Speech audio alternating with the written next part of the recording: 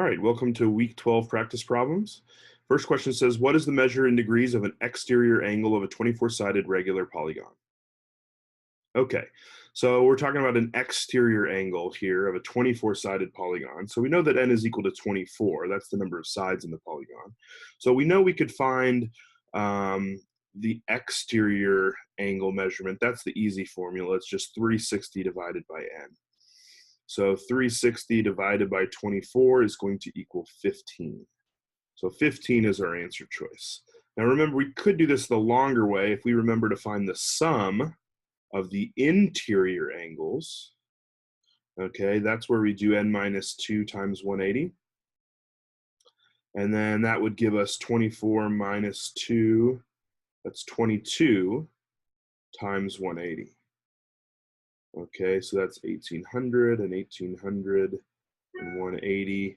So that's 3780. Okay, and then what we do is we do 3780 divided by n, because that tells us the measure of one of the interior angles. So if I do that, I get that the measure of the so 3780 divided by 24, because n is 24.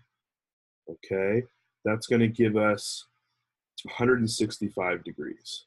So what that tells us is one interior angle is 165. So remember, we know that the exterior angle has to add to be 180. So I could do it that way. Of course, that way is much longer, and we really like this way right here, this 360 divided by n. That's the measure of one exterior angle. Okay. All right, in a scale drawing, a 1/4 inch represents 5 feet. If the actual width of one side of a building is 52.5 feet, how wide in inches will the building be in the drawing? All right, so we're talking about a scale drawing here. So we've got this smaller scale drawing that really represents something here. What we know is that these two shapes are going to be similar, okay? So we know that the side lengths are proportional. So if we've got the side of this building here representing 52.5 feet, in the scale drawing, it only represents an unknown amount, because that's the thing we're looking for. How wide in inches will the building be in the drawing? But we know the scale. So 1/4 inch is the same as 5 feet. And that should be the same proportion as the number of inches in the drawing to the number of feet in the building. Okay, so that's all you got to do is set up that proportion. Then we're going to cross multiply. Now you kind of got to be careful about, this is inches and this is feet, but since our answer says how wide in inches, we're going to end up with x being in inches, so we're actually okay to kind of ignore the units here. So we're going to do 52.5 times 1/4. So I'm going to get out my calculator. 52.5 times 1/4. Now I'm going to put that in parentheses as 1/4. You could just put 0.25. There's lots of ways to do it, but that's the number that we get there, 13.125. So 13.125, remember that's the product here, should equal the product of these two numbers, so x times 5. Of course, to get x by itself, we just divide that by 5.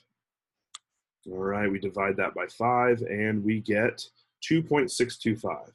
Now, all of our answer choices look like they're in mixed numbers, like so a whole part and a fraction. Well, fortunately, we can do that on our calculator. We just go to we go to alpha y equals. That's our fraction menu. And you see number 2, it's u, that's the whole part, and then n over d is the fractional part. So if I just put this, oops, I guess I didn't take that in. Let's try it again. Alpha y equals, I want to go from a number to that. I don't think that's going to work. It does work. That just gets me actually to a fraction. So now I'm going to do this one more time, and I'm going to convert it back into a mixed number. There we go. So really what I should have done, I'll show this one more time. What I should have done is taken this and converted it to a fraction first. So that's math, enter, enter. That converts it to a fraction like that. Then I go back to my menu. Number 3 will get me back into that mixed number. So 2 5/8 is my answer choice. Now, of course, if you didn't remember how to do that, you could obviously eliminate A and B because they're 1 something. Our answer is 2.625. Also, right, 2.625 is bigger than 2.5. So 2¼ is not bigger than 1/2. 2 3/8 is not bigger than 1/2. It's got to be 2 5/8. Of course, alternately, you could check that by saying, what is 5/8? 5/8 is 0.65. When I add the 2 wholes to it, I get 2.65. So that all makes sense. Long story short, the answer is E. Because these are similar shapes, we can set up that the sides are proportional. So we set up a proportion and solve it by cross multiplying. And there we go. All right, the area of a rhombus is 20. If one diagonal is twice the other, then what is the length of one of the sides? Okay, so first off, a rhombus, right? We can think of it as kind of a sideways diamond, or some people kind of think of it as a vertical diamond. That's actually a really good way to think about it as well.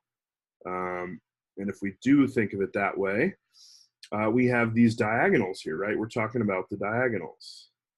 So what they're saying is that one of the diagonals is 2 times. So this one is 2 times the size of the smaller one. So we don't know the length, so we'll just use a variable to call it x. We'll call that x, the length of that one. Now we could call this y, but because we know the relationship between the two, we're going to use x instead. We're going to say 2x because it's double the length there. So remember the formula for the area of a rhombus or any parallelogram is diagonal 1 times diagonal 2 divided by 2. Okay, and we know that the area is equal to 20. So what we do is we fill in what we know. We know the area is 20. We know diagonal 1 is x, and we know diagonal 2 is 2x. And what we have is x times 2x divided by 2 equals 20. It's a one variable equation that we can just solve. I can calculate x right now. I can calculate the actual length of x, okay, just by solving for x. So what I do is I multiply these two together on the top. If I multiply those two together, I get 2x squared. It's still divided by 2, and that's going to equal 20. My 2's cancel because there's a 2 on top and a 2 on bottom. That leaves me with x squared is 20. When I square root to get rid of the square, I get the square root of 20. Now, really, that simplifies to be, right, you break down your 20 into 4 and 5. So the square root of 4 times the square root of 5, well, the square root of 4 is just 2. So really, sometimes we like to think of it as 2 square roots of 5. So this whole length here is 2 square roots of 5. 2 square roots of 5. That means this whole length here is 4 square roots of 5, okay? Now I want to know just one of the lengths of the sides. So one thing I have to remember is from a rhombus, the diagonals are perpendicular to each other, okay? And they bisect each other. So they cut each other in half and they're perpendicular. So what that means is that if I just look at this one triangle, okay, this one triangle from here, right? If I look at this one triangle from the rhombus, I'm looking for this unknown side here, okay? So maybe instead of x, I'll call it s, because I already use x already. So let's look at this. Now remember, the whole vertical diagonal was 4 times root 5, 4 square roots of 5. So this means it's 2 square roots of 5 because it's half as big. Remember, this whole horizontal diagonal here was 2 square roots of 5, which means this one is just the square root of 5. So since we know this is a right angle, I actually get to use Pythagorean theorem here. And I'm actually going to change this s because it kind of looks like a 5. I'll just go ahead and call it y. Okay, so we know that a squared, so there's the side length a, plus the side length b should equal the side length c squared. A squared plus b squared equals c squared. And when I square 2 root 5, it's 2 root 5 times 2 root 5. So 2 times 2 times root 5 times root 5, that gives me 4 times 5, which is just 20. Okay, if you weren't sure about that, you could definitely use a calculator to check that. It would definitely give you the right answer. So 2 root 5, okay, is that, and when I square that, I get 20. Okay, all right. When I square the square root of 5, remember squares and roots cancel, it just leaves me with 5. So I get this plus 5. So 25 on the left is equal to y squared. When I square root both sides, I get y is equal to the square root of 25, which is just 5. That means that answer choice A is correct. All right, so that one's kind of an involved problem. You got to know a lot about rhombuses. You got to know those diagonals bisect each other, they're perpendicular, and then also how to set up an equation for the area. There's a lot going on there for sure. I suppose an alternate method to solving this, if you didn't remember the formula for the area of a rhombus, okay, we could just focus in on one of these triangles. Let's just focus in on one triangle. And if the whole rhombus is 20, that means this is a fourth of that. So this area equals 5. And you could say that the area of a triangle is 1/2 base times height. And remember, this base you would have to call maybe x, and this one would be 2x because it's double the length. And you could do the same thing, 1/2 x times 2x. And we know the area is 5, so I'd actually fill in that the area is 5. So I'd say 5 equals this. That gives me the 2's cancel. It gives me that x squared is 5, and that x is the square root of 5. Now remember, that's the square root of 5 there. And we already knew that. This is 2 times the square root of 5. We'd use the same process from there. Remember, those were the numbers that we got anyway. You can see it over here in my picture. 2 square root of 5 and then square root of 5. Those are the numbers we already got. So you could use just the triangle and say, oh, the triangle's area is only a fourth of the whole rhombus. You could definitely do it that way too. All right, ABCD is a rhombus whose perimeter is negative 12 minus 24x. What is the length of CD? All right, so we've got a rhombus. I'm going to think of it vertically because I kind of like that way. The perimeter is negative quantity 12 minus 24x. That's a weird way to write that. So I'm going to actually distribute that negative sign in there and get negative 12 plus 24x. And then if you look at my answers, it looks like all of them have the positive thing in front. So I'm actually going to rewrite it as 24x minus 12. Now that's the whole perimeter. And what do we know about a rhombus? Well, we know all the sides are the same, so they're equal, which means I can evenly divide this thing into 4 parts and know just one of the parts. So if I divide this whole thing by 4, I'm going to get the length of one side. So remember, when you have a fraction, a big fraction like this with more than one thing on the top, so anything separated by a plus or minus, so 2 different terms here, you're allowed to separate those terms and write that dividing by 4 part on both parts. Okay, it's basically just let's just work this problem. 24x over 4 minus 12 over 4, right? Common denominator, the 4 stays the same, and you just subtract the tops. That's what we get here. You can see that's just working backwards. So when I go backwards, I'm getting that. That's why we're allowed to separate the top, because it's basically just the opposite of adding fractions, where you keep the bottom the same and you subtract the tops. Well, what we're doing is we're separating and then we're dividing. It's just the backwards of subtracting 2 fractions. Okay, so we've got this 24x over 4 minus 12 over 4, and that simplifies, right? 24 divided by 4, that's just 6. And 12 divided by 4, that's just 3. So really, it's 6x minus 3, so answer choice B is correct. Okay, great idea here would be to pick a number, right? Our testing strategy of pick a number. So what if we said x was equal to 1? Okay, what would we get? We'd get negative 12 minus 24 times x, which is 1.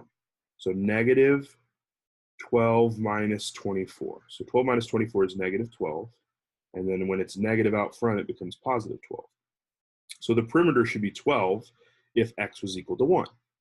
So what would each side be? Well, each side would be that divided by 4. Each side would be 3. So when x is 1, a is going to be 6 times 1 minus 12. That's negative 6. That can't be it. We're looking for the side length to be 3. Now on b, when I plug in x equals 1, I get 6 times 1 minus 3. That's 3. So it could be that one. On c, I get 12 minus 6 times 1. That's going to be 6. So it can't be that one. This one is 3 minus 6 times 1. That's negative 3. And this one is 6 times 1, which is 6. So the only answer choice that really works under the condition that x is 1 is b. So really, it should work for any x that you pick. Okay, if you pick x equals 100 or 50 or 30 or 20 or whatever, it should work.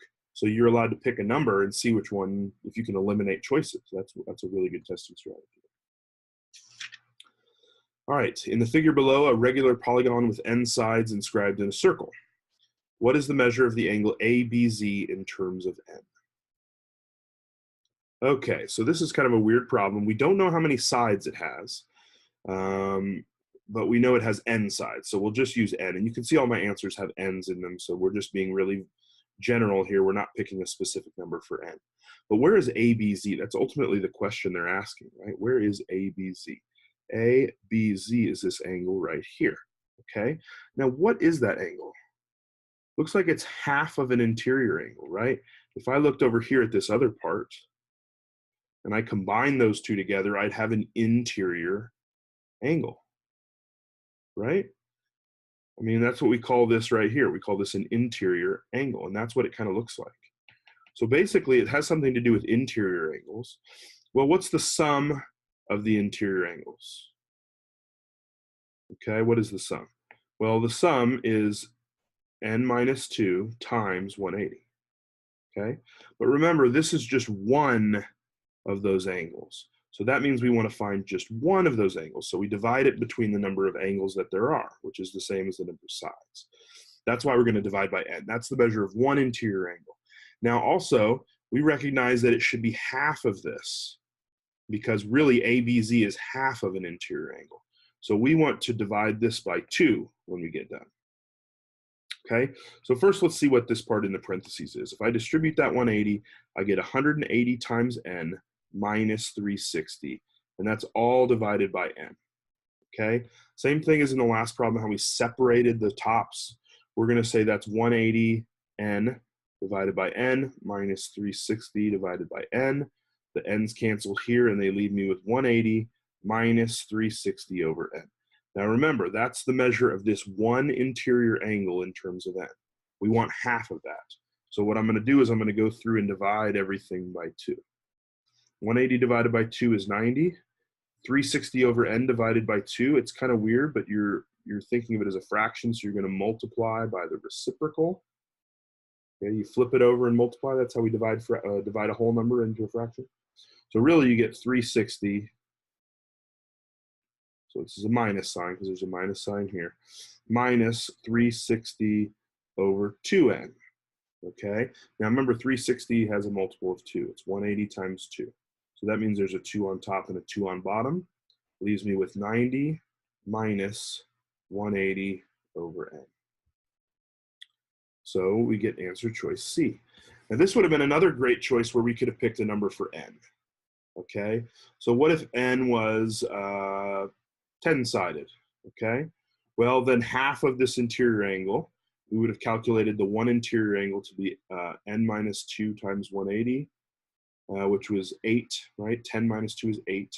8 times 180 divided by 10. That would give me one interior angle. So that's going to be 144. And then when I divide that by 2, because I only want half of the interior angle, I see that it's 72 degrees. Okay? That means I should plug in n equals 10, and whatever I get here, these should all equal 72 degrees. So I'm just going to test that and see which one works. So the first one, 180 minus 10 for n. Is that 72? No. So it's not A. 360 divided by 10, that's 36. It's not 72. The next one, 90 minus 180 divided by 10. That's 90 minus 180 divided by 10 is 18. That gives me 72. That's what I'm looking for. It could be C, but I should keep checking. The next one is 90 minus n, which is 10. That's 80, so it's not D. And E is 360 minus 180 divided by n, which is 10. So 360 minus 18 is 72. So again, by picking a number here, I get rid of that n. I just get to pick a number for n, because it should work for any n. So that means it should work for n equals 10. So I try 10 and I eliminate choices that way. Really, really good testing strategy, especially if you're not comfortable with just working with variables by themselves. All right, find the value of x. Okay, so we've got a quadrilateral, right? There's 1, 2, 3, 4 sides. If I'm just looking at this quadrilateral here, I see a 4-sided figure. Okay, I know that all the four sides should add up to be, what would it be? Well, let's use our formula. The sum of the interior angles should be n minus 2 times 180. There's four sides, so we use 4 minus 2 times 180. And that means it's 2 times 180, which is 360. Remember, all I'm saying is if I draw a line from here to here, there's two triangles, and each of those triangles contain 180 degrees of angle. So that adds up to be 360. That's all we're saying, okay? So the sum of the interior is 360. I've got a 75 and a 90 and a 61, a 75 and a 90 and a 61. What's the sum of those three? Well, it's 226. That means this one here, the star angle, has to be 360 minus that, because it should add up to be 360. So if I do 360 minus second negative, that's answer, it will fill in the blank for that 226, 134 degrees. So this starred angle here is 134 degrees. I can see I have a linear pair. These two angles right here should add up to 180. I've got 134 plus x equals 180. So basically, I just take away 134, and that leaves me with 46 degrees.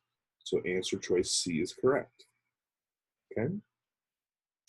Just basically a problem dealing with the quadrilateral, knowing that there's 360 degrees on the interior, and then you've got a linear pair. All right, what is the sum of the exterior angles of an equilateral triangle? Okay, a couple ways to do this, all right? Here's the first way. Each interior angle is 360 divided by the number of sides, okay? So that means that 360 divided by 3, because it's a triangle, which 3 sides, means each interior angle is 120. Now, if I look at the triangle and I remember what an exterior angle is, I can see that this is 60, 60, and 60. That means this has to be 120 because it's a linear pair. They should add to be 180. So I can see that it works for my picture. Now, how many of these do I have? Well, I've got 3 of those exterior angles. So when I add them up, I get 360. Now, really, that's just the answer. I mean, this works for anything. If you have a quadrilateral or any kind of, it's got to be equilateral, which means all the sides are the same. It's got to be a regular polygon. But in a regular polygon, they always add to 360. The sum of the exterior angles, that's the easiest one ever. Sum of the exterior angles is always 360, no matter what, as long as it's a regular polygon. All right, in the figure below, triangle ABC is similar to triangle EDC. Find the measure of angle FEG. All right, so let's see here. FEG is this angle right here. That's the thing I'm looking for. I can see that if I knew this angle, I'd have it, because these are vertical angles together. So what is angle E? Well, similar triangles, similar shapes have equal measures of angles. And as you can see from the way that they drew this, or the way they wrote the statement, that A is equal to E. So what is A? A is 40. That means E is 40. That means FEG is 40. Okay? It's all about similarity here. Now, you could realize that 40 and 90, that leaves 50 has to go here. That means 50 has to go here. That's a right angle. That has to be 40. These are vertical angles that are 40. You could make that connection all the way up too, but I think this way is a little bit faster, and you're using that similarity. So either way, long story short, you get C 40 as your answer. All right, in parallelogram ABCD, point O is the intersection of the two diagonals. If AO is 3x minus 6, BO is x minus 2, CO is 6y, and DO is y, find the value of x plus y. All right, so we've got a parallelogram. So I kind of want to draw this thing out here. We're saying it's ABCD, and that the intersection of the two diagonals is point O. So what do we know about parallelograms? We know that these two are the same, these two are the same, so they're bisected. And yeah, I think that's one of the definite things we're going to use in this problem. So we know that AO is 3x minus 6, and that BO is x minus 2. DO is y, CO is 6y, and DO is y. Okay, so remember, we know that this segment and this segment are congruent. But if they're congruent, I can set them equal. So I can say y is equal to x minus 2. And I also know that this part of this segment and that part of that segment are congruent. So I can say that 6y is equal to 3x minus 6. So I have two equations with two variables. I've got a system of equations that I need to solve. So a couple ways to do this. I'll go through each way. I've got one variable solved for. So an easy way to do this is to plug it in. So over here where I have 6 times y equals 3x minus 6, what I do is I replace the y with whatever y is equal to from the other equation. And y is equal to x minus 2. So I'm allowed to make that substitution because they're equal. I'm just switching out two equal things. What that does is it allows me to solve this equation. Now I'm going to solve it using my calculator just to practice this kind of idea here. So I've got the right side graphed and I've got the left side graphed. Remember, that's what we do when we solve an equation that has one variable. We graph the left side and we graph the right side, and then we graph it. Okay, so here we go. The two graphs, looks like they cross at x equals 2. So I suspect that they intersect at x equals 2, but I can check with my table. I look down here at x equals 2, and I see that, yes, they in fact have the same y value. Alternately, from the graph, I can do second trace. Number 5 is the intersection. And then enter, enter, enter will give me x equals 2. Remember, I don't care about the y number here. I just care about the x number. All right, so what that means is that x is equal to 2. Okay, I solved that. Now to find y, I plug it back in. So I guess actually I do kind of care about y. That's funny. But 2 minus 2 is what I get for y. And 2 minus 2 is 0, which means y is 0. So ultimately, the question asks, what is x plus y? Well, x plus y is 2 plus 0, which gives me 2. Okay, so that's it. X equals 2. D is my answer. Now, I do want to make sure we understand a couple different ways to solve this thing. Okay, because when you have a system like that, there's a couple different ways, and I want to go over the other ways. So the other way would have been to have y equals x minus 2 and 6y equals 3x minus 6. So what I could do is try to get the variables to be the same but opposite signs. So I could actually multiply this whole thing by negative 3.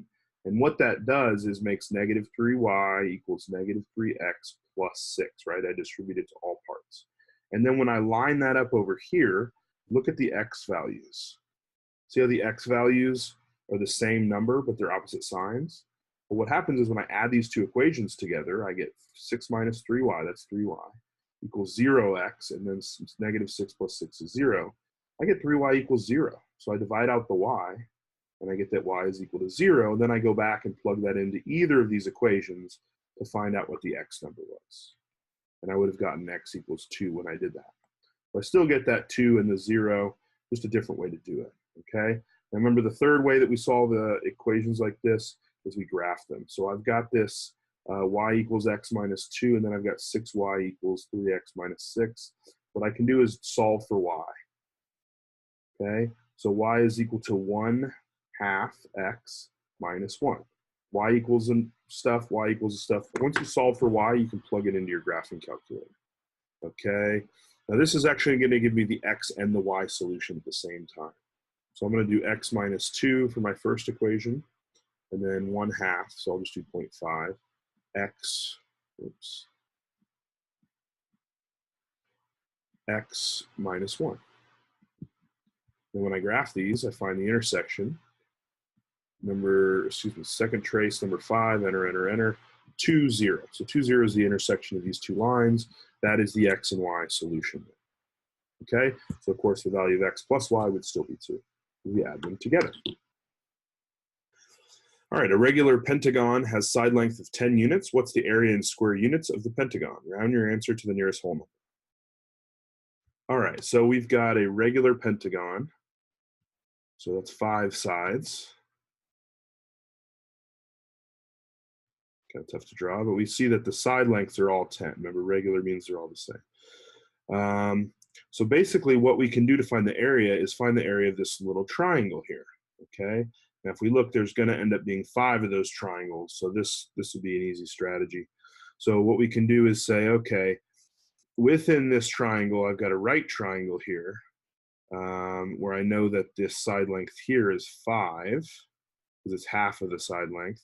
And then I need to know the height, because remember, I'm going to use the area of a triangle formula as 1/2 base times height. And the base is 5. I just need to know the height. Okay, so what I do is I look at this little triangle, and if you notice, there's 1, 2, 3, 4, 5 of these triangles. So if I take 360, right, the measure of the angles of this whole circle there, and I divide it by 5, I'm going to get 72 degrees. What that tells me is each of these little angle measures is 72. So, right, I've got this other half of this triangle here. I'm just going to draw it in so you can kind of see it. That angle is 72 degrees. It's a fifth of 360. Now remember, I only want half, so that tells me that half of this is going to be 36 degrees. So that's an arrow there pointing to that angle. So 36 degrees, 5, got a right triangle. I can use sine, cosine, or tangent to find the height. So if I label from this angle 36, this is the opposite side, this is the hypotenuse, and this is the adjacent. So we're dealing with the opposite and the adjacent. So that's going to be tangent. So I know that the tangent of 36 degrees is going to be the opposite over the adjacent, which is h. Okay, opposite over adjacent.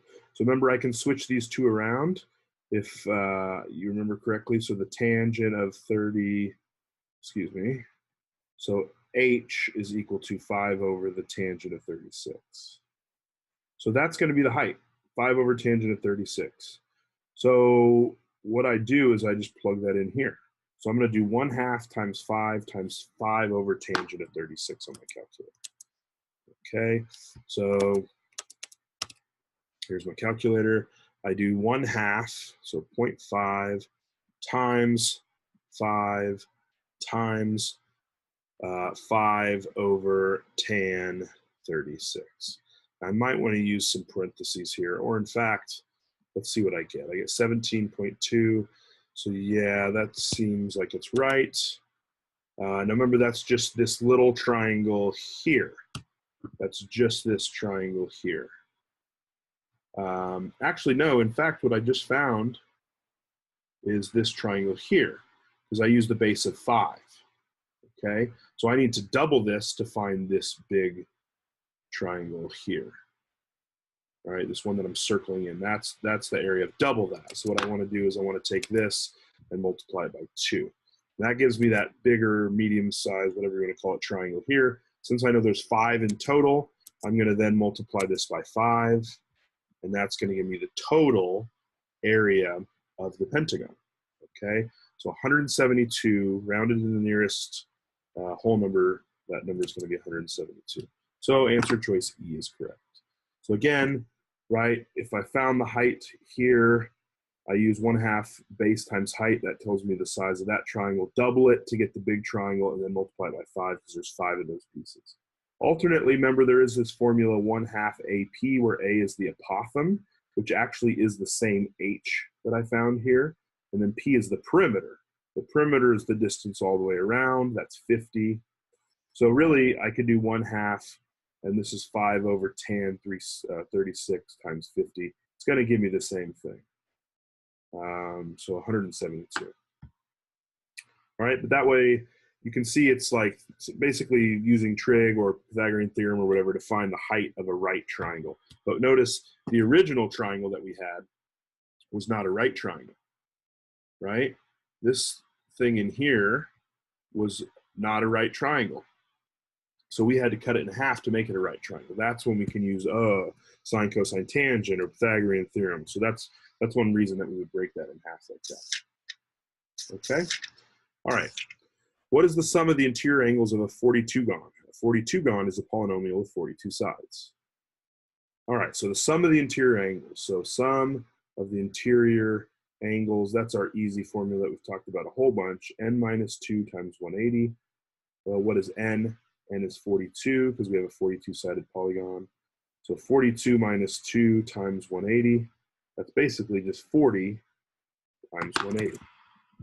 So what we're going to do is 40 times 180 on the calculator, and that will give us the answer. All right, so we find out the answer is 7,200. So we go with answer choice B, 7,200.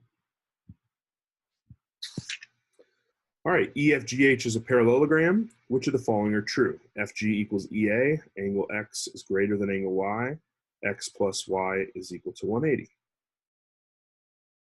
All right, so this is one where you're going to say it's either 1 or 2 or 1 and 2 or 1 and 3 or 1, 2, and 3. So we really have to analyze all three of these things.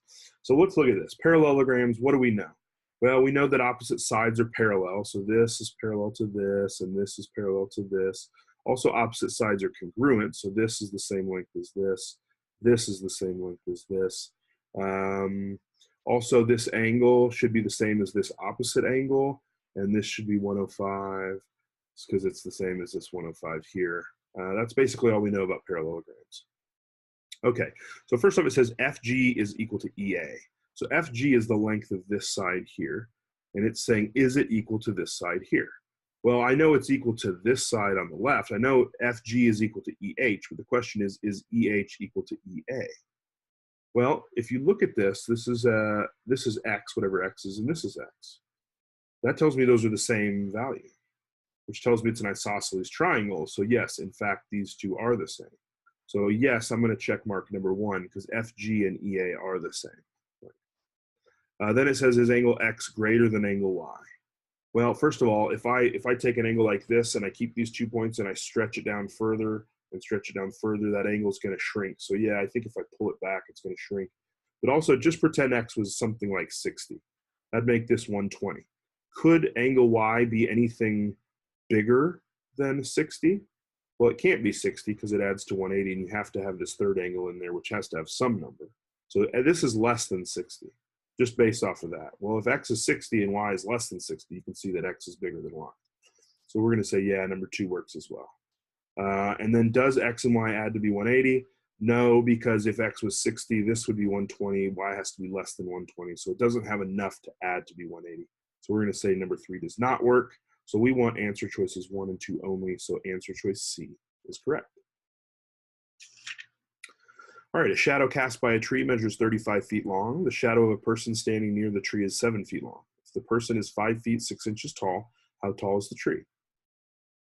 All right, so I would immediately draw a picture here. Here's my tree, here's the shadow, here's the person, here's their shadow, okay? Remember, this is similar because of the angle formed here. It's a 90-degree angle and a 90-degree angle, and all the angles are the same. So these are similar to each other. Says the shadow cast by a tree is 35 feet. It says the shadow cast of a person is 7 feet, and it says the person is 5 feet 6 inches. So 5 6/12 is how you would want to write that. If it was anything other than 6, you'd really want to make sure you wrote it like that. Now I can call it 5.5 because 6 is half of 12. Do not put 5.6. It is not 6/10, it's 6/12 because there's 12 inches in a foot. That's one place that a lot of people would mess up. So this is what we're looking for, the height of the tree. This is proportions, right? So basically 35 over 7, that proportion, 35 over 7, should equal the same proportion x over 5 and a half, x over 5 and a half. So we have equal fractions, we always cross multiply. 7 times x equals 35 times 5.5. Okay, I'm going to get out my calculator for that. 35 times 5 and a half is going to be 192.5. So we get 7x equals 192.5. I'm going to divide out the 7 to find x. That's all I got to do. So divide out 7. We get 27.5 feet. So answer choice B is correct, 27.5.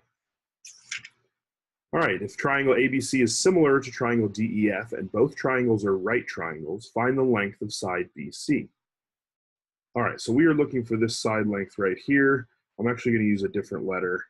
I'm going to use Y because we've already got X's in the picture. We don't want to confuse that.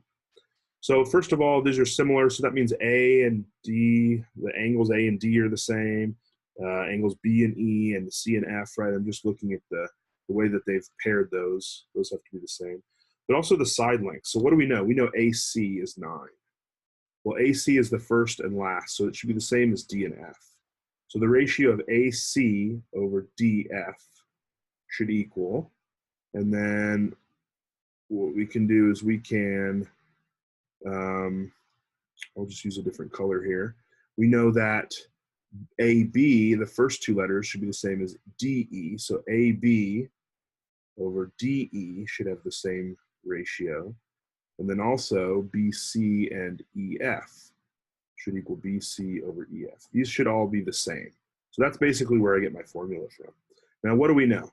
We know AC, okay? We know AB as it is X. We know DF, so DF, and we know DE. So we would use these four. We don't really care about this at this point. So we're going to say that AC, right, that's length 9, over DF, that's length X minus 3. That should equal AB, which is X, over DE, which is 2. We do the same thing here. I know it looks a little weird because we've got variables in there, but it's the same process. We want to cross multiply.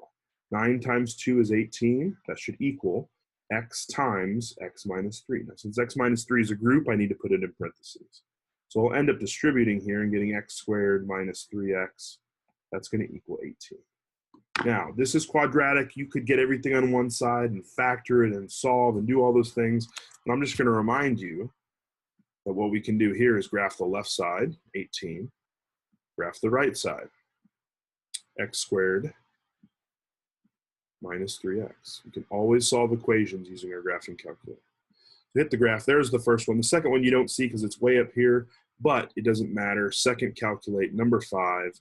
Enter, enter, enter. -3 is one of the answers. See how that X equals -3? So -3 is one possible choice for X. Okay. What's the other possible choice? Well, maybe I'll zoom out just to show you where the intersections happen. There's the first one. There's the second one. So we found the -3. That's the one right here. We're going to find the other one. Now let's look at the table this time.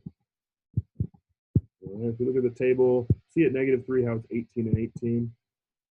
When do they equal again? It looks like it's 6 right here. Number 6, X equals 6. So 6 will be my other solution.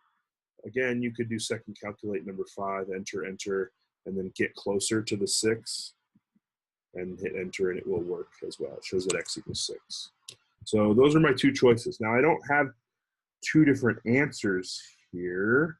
I can't have two different side lengths. There should only be one that works. Let's think about it. If X was -3, that would make this side here -3. There's my problem right there. You can't have a negative length. So that's why we're going to ignore this -3 answer, and we're going to stick with the 6. So that means X is 6. X is 6, so we get equal to 3 here. The question is, what is BC? So what is this right here? Well, I know this is 6, and this is 9, and this is Y. Since it's a right triangle, how do I find the third side? I use Pythagorean theorem. So A squared, 6, plus B squared, that's Y, equals 9 squared. Let's see. So I get 36 plus Y squared is 81. If I take away the 36 from both sides, I'm going to get that Y squared is equal to 45. All I got to do is square root 45. Y is the square root of 45. Now, I don't see that answer here. Okay, I'm going to show you how to do it in just a second, but what you can always do is get your calculator. Square root of 45 as a decimal is 6.70.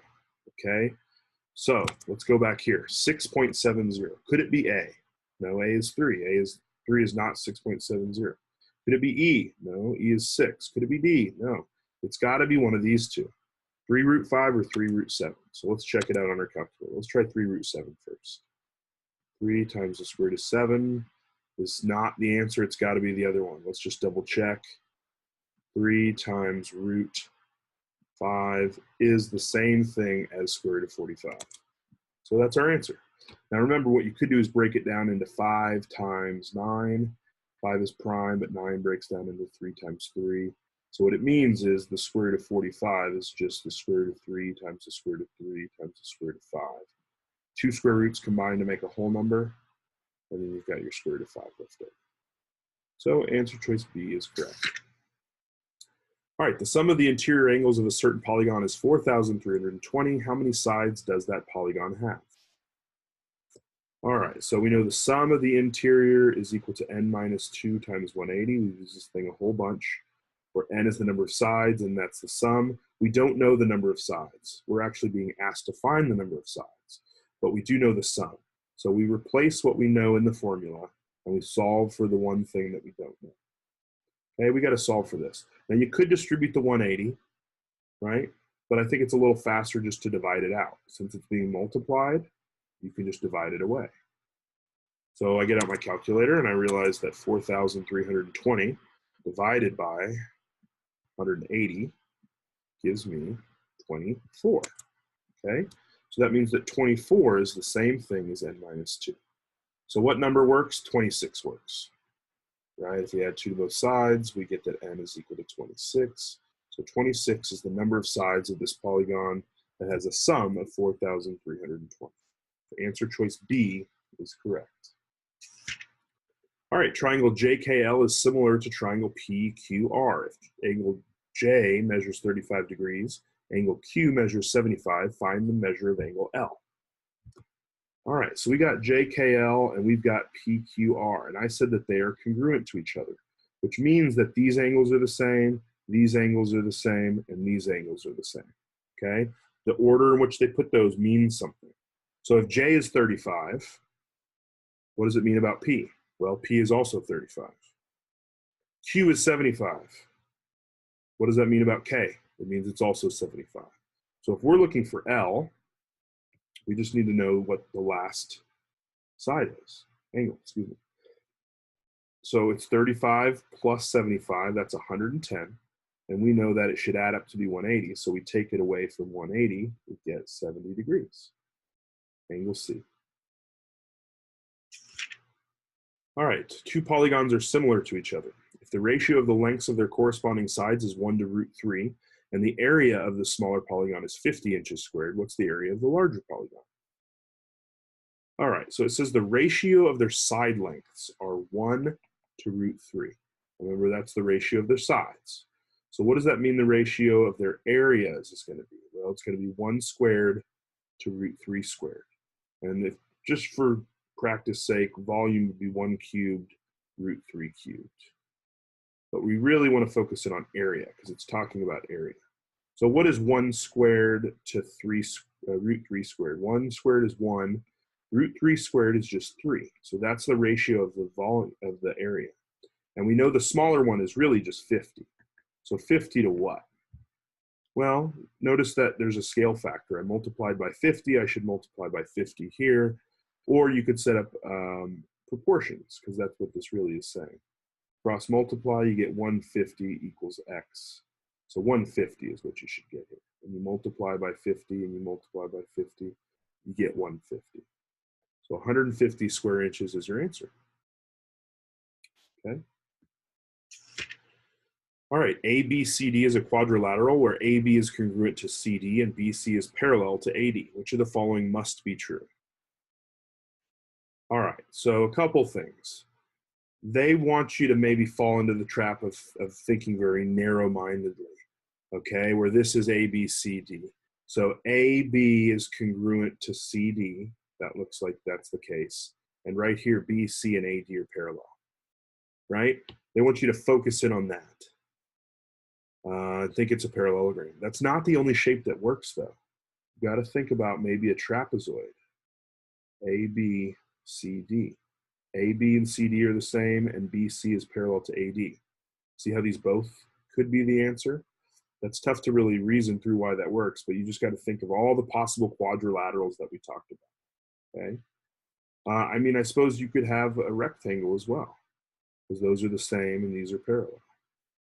You could have any of these three figures. So do we know that AB is parallel to CD? Well, AB is parallel to CD here, right? AB, that's this here, is parallel to this here. That's true. And it's actually true here, because these are parallel, but it's not true here. So if this was the shape, we wouldn't know that. So that means we can't say it guarantees we know that's true. What about AD is congruent to BC, right? Is this bottom congruent to this top? In this case, it is. In the square or the rectangle case, it is. But what about the parallel or the trapezoid? It's not the case. Those are not the same size. So we don't know that for sure. All right, angle A is congruent to angle C. Right here, A and C are congruent to each other. Right here, A and C are not congruent to each other. So we don't know that. We're not sure 100%, depending on what the shape is. A and D are complementary. We don't really know anything about adjacent angles. A and D are next to each other, right? They're adjacent. We don't know anything about them being complementary, but we do know that they're supplementary. We do know that this and this, or this and this, are going to be, or excuse me, it says angle A and B. I'm sorry. A and B are supplementary. That works in all three. Okay, we know that adjacent angles, as far as these two adjacent angles, not these two adjacent angles, but these two adjacent angles are going to be add to 180 degrees. They're going to be supplementary to each other. Okay, so so choice E is correct. All right, in rectangle ABCD, AD is 3x minus 1, AC is 4x minus 17, DD is x plus 34. Find the length of AB to the nearest tenth. All right, obviously a picture is a great place to start here. AB, CD. It says AD is 3x minus 1, so we're going to label that. AC, that's the diagonal here, is 4x minus 17, and BD, this diagonal, is x plus 34. Find the length of AB. So remember, what we're looking for is this length here. That's our goal. So what I see here is I see a side, and then I see diagonals. What do I know? Remember, if these angles are 90, we know something special about the diagonals. The diagonals have to be equal. If you're in a square or a rectangle, the diagonals are equal. So what I can say then is that x plus 34 has to equal 4x minus 17. Okay, when I solve this, if I take away 4x from both sides, I get negative 3x plus 34 equals negative 17. And if I subtract 34 from both sides, I get negative 3x equals negative 51. If I divide by negative 3, I get that x is 17. Now I got to answer the question. Find the length of AB. Well, I don't know the length of AB as far as expression goes, but I do know the length of AD, and now I know the length of this side, because remember, this is x plus 34 and x is 17, so it's really 51. So I'm going to redraw this triangle here just so you can kind of see it a little more clearly. Remember, I'm looking for AB, and I know that this length is 51, and if I plug x back in here, I get 3 times 17 minus 1, that's 51, minus 1, that's 50. So this side length is 50. I can then find that using Pythagorean theorem. Okay, 50 squared plus x squared is 51 squared. Basically, 50 squared is 2,500. And 51 squared is 2,601. If I take away 2,500, I get 101. And if I square root both sides, I get that x is equal to 10 point something. It's very small. The square root of 101 is 10.04. So when I round to the nearest tenth, it's actually just 10.0. So answer choice B is correct. Okay. All right, number 20. In rhombus QRST, the diagonals have length 10 and 24 respectively. What is the perimeter? All right, so we've got a rhombus. Remember, all 4 side lengths are the same. The diagonals have length 10 and 24 respectively. So I want to know the side length here. Remember, this is a 90-degree angle. That's part of being a rhombus, is that the diagonals are bisectors, but they're also perpendicular to each other. So what I can do is focus in on just one little triangle. If 24 is the entire distance down, then that means a half of it would be 12. And if 5 is the entire distance across, or excuse me, 10 was the entire distance across, this is 5. This has to be 13. Remember, this is a Pythagorean triple, 5, 12, 13. You could do a squared plus b squared equals c squared and calculate it.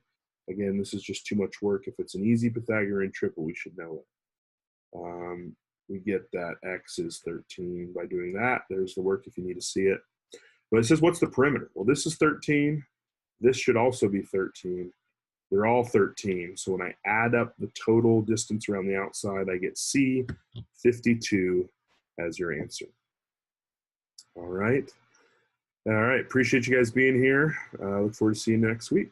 All right. Thanks.